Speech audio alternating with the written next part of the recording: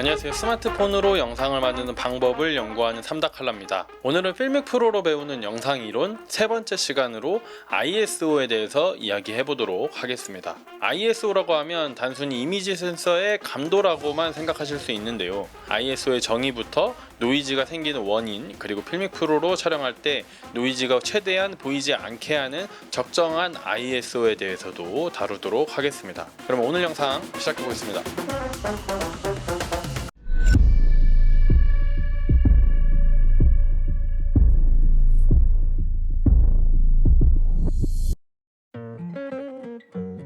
카메라가 빛을 담아내는 과정을 살펴보면 렌즈 안에 있는 조리개를 통해서 빛이 받아들여지고 셔터가 열려 있으면 받아들여진 빛이 이미지 센서로 전달되게 됩니다. 그리고 전달된 빛은 이미지 센서를 통해서 데이터로 변환이 되고 데이터를 카메라 내부에서 이미지로 변환함으로써 우리가 화면에서 확인하는 결과 이미지가 되는데요. 여기서 조리개에 관한 수치를 나타내는 게 조리개의 F값이고요. 셔터를 얼마나 오랫동안 개방해 두었는지가 셔터 스피드를 말합니다. 그리고 마지막으로 오늘 이야기할 ISO인데요.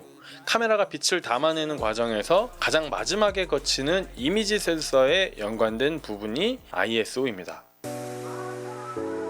ISO는 앞서 말했듯이 이미지 센서의 감도라고 생각하시는 분들이 많은데요. 정확하게 말하면 빛 파장을 데이터로 변환할 때 얼마나 증폭시켜서 변환시키는가, 즉 증폭의 정도를 나타내는 게 ISO라고 할 수 있습니다. 필믹 프로 화면을 보면서 다시 한번 살펴보면 ISO가 낮은 상태에서는 이렇게 어두운 상태로 보여지는 장면이지만 ISO를 높이면 빛이 많이 증폭되면서 적정한 수준의 밝기로 보여지게 됩니다. 이미지 센서에 도달하기 이전까지의 빛은 파장 혹은 입자의 형태로 구성이 됩니다. 그리고 이러한 파장을 디지털 신호, 즉 데이터로 변환시키는 게 이미지 센서의 역할인데요. 어떠한 환경에서 촬영을 하던 간에 빛의 파장이 디지털 신호로 변환되는 과정에서 약간이지만 노이즈라는 것이 발생하게 되고 그 노이즈 또한 데이터의 일부로 포함이 되게 됩니다. 즉 항상 노이즈는 있다라고 할 수 있는데요. 다만 밝은 낮에 촬영하는 경우와 같이 빛이 충분한 경우에는 빛을 증폭시킬 필요가 없게 되고 결과적으로 노이즈 또한 증폭되지 않기 때문에 노이즈가 눈에 띄지는 않습니다. 반면에 밤에 찍는 경우와 같이 빛이 없는 경우에는 빛을 증폭시키기 위해 ISO를 높이게 되고 결과적으로 빛이 증폭되는 만큼 노이즈 또한 증폭되면서 눈에 보여지는 수준의 노이즈가 발생하게 되는 것이죠. 그렇다면 스마트폰으로 촬영할 때 ISO는 어느 정도로 설정해야 노이즈가 보여지지 않는 적정한 ISO라고 할 수 있을까요?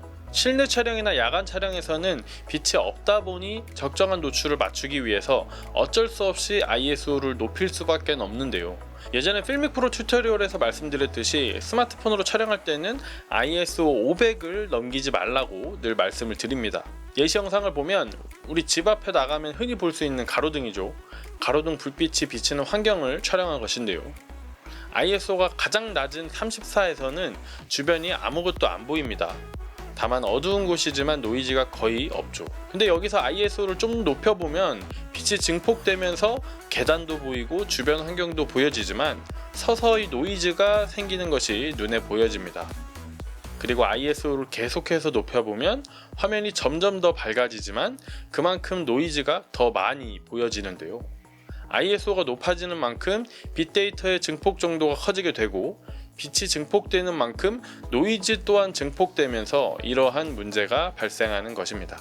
이런 상황들 때문에 저 나름대로 고민하면서 찾았던 노이즈가 보여지지 않는 최대값이 ISO 500이라는 수치이고요. 물론 최근 발표된 아이폰 13 같은 경우에는 그 최대값이 더 늘어날 수 있겠지만 제가 사용하고 있는 아이폰 12 프로 맥스에서도 600 정도부터는 노이즈가 조금이지만 보이기 시작하기 때문에 적정한 수준의 최대 ISO는 500 정도라고 말씀을 드릴 수 있겠습니다.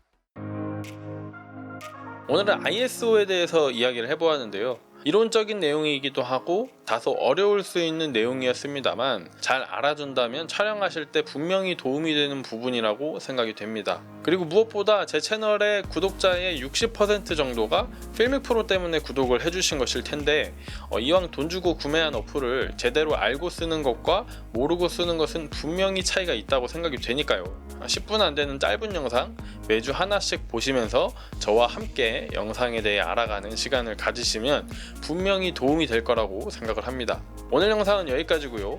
제 영상을 시청해 주셔서 감사드립니다. 다음 영상에서 뵙겠습니다. 안녕히 계세요.